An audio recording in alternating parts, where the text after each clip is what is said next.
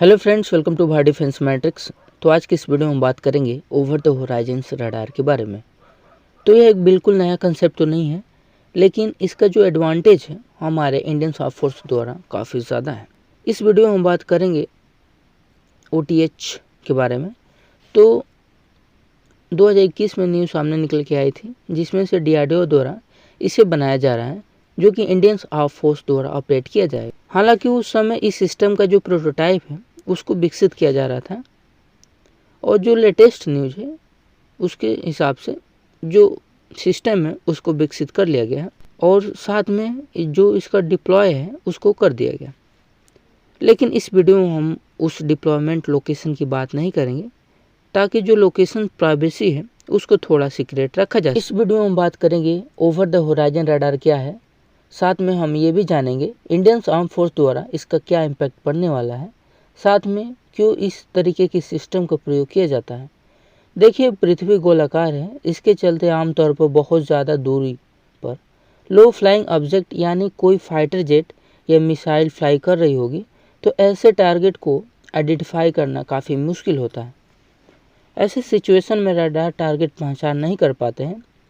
इस चीज़ को एड्रेस करने के लिए अलग अलग सिस्टम का प्रयोग किया जाता है, जिसमें से मास माउंटेड रडार जैसे कि S-400 के साथ में आते हैं, और दूसरे एयरबोर्न अर्ली वार्निंग सिस्टम।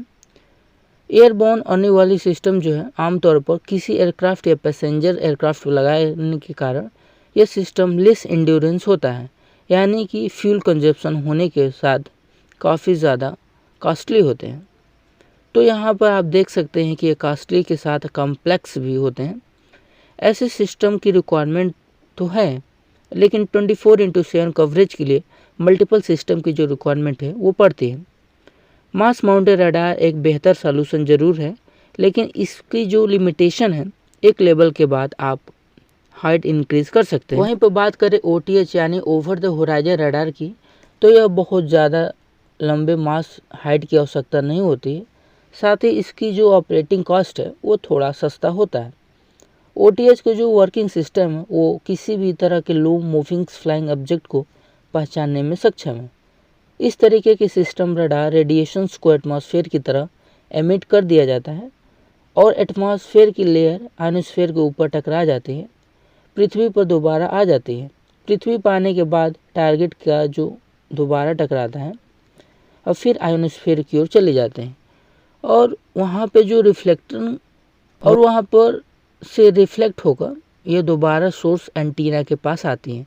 इसका काम करने का तरीका रडार की तरह है। यहाँ पर रडार रेडिएशन और यहाँ से रिफ्लेक्ट होकर ये दोबारा सोर्स एंटीना के पास जाती है। इसका काम करने का तरीका रडार की तरह है। यहाँ पर रडार रेडिएशन आ जा नहीं रही है, बल्कि आयोनोस्फेयर पर टकराकर होराइजन के ऊपर से निकल जाती है। यही कारण है कि इस तरीके के सिस्टम रडार को ओवर द होराइजन रडार कहा जाता है। यह रडार स्टील्थ एयरक्राफ्ट को डिटेक्ट करने में सक्षम है। हालांकि इस तरीके के रडार केवल अर्ली वार्निंग सिस्टम के तौर पर काम कर सकते हैं, और इनके माध्यम से किसी भी तरह का वेपन्स गाइडेंस नहीं किया जा सकता। लेकिन अगर आप अर्ली वार्निंग सिस्टम आपको मिल जाएगा, तो उसके तुरंत बाद आप दूसरे सिस्टम का प्रयोग करके, जैसे कि मास माउंटेड रडार सिस्टम का प्रयोग करके मौजूदा डेटा को आप कलेक्ट कर सकते हैं। भारत की तरफ से जो रडार डिप्लॉय किए गए हैं वो 2000 किलोमीटर से ज़्यादा दूरी तक अपने टारगेट को डिटेक्ट करने में सक्षम है। तो यहाँ पर ऐसे समझा सकते हैं कि अगर पाकिस्तान से अगर कोई मिसाइल अरेबियन सी के थ्रू लॉन्च की जाती है, तो ये सिस्टम 2000 किलोमीटर पहले ही इसको डिटेक्ट कर सकता है, जिससे काफ़ी आसानी से इसको न्यूट्रलाइज किया जा सकता है। तो ये सिस्टम जो काफ़ी इफ़ेक्टिव है, जो इफ़ेक्टिवनेस है उसकी जो रेंज है उससे आ रही है। तो ये टारगेट को आइडेंटिफाई करने में सक्षम है, चाहे टारगेट स्टील्थ क्यों ना हो।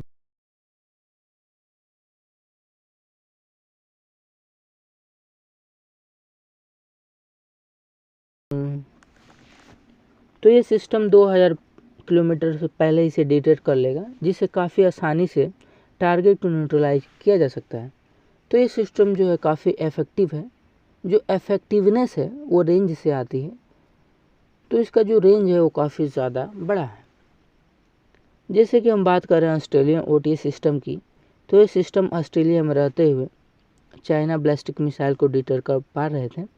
तो यहाँ पर कुछ लोगों का कहना हो सकता है Bharat OTA system Australia OTA system का जो रेंज है उससे कम है। तो आपको यहाँ पे समझना होगा कि इम्पोर्टेंस जो होती है वो टेक्नोलॉजी डिमॉन्स्ट्रेशन की होती है। अगर आप एक बार टेक्नोलॉजी विकसित कर चुके हैं तो वो रेंज आसानी से बढ़ाई जा सकती है।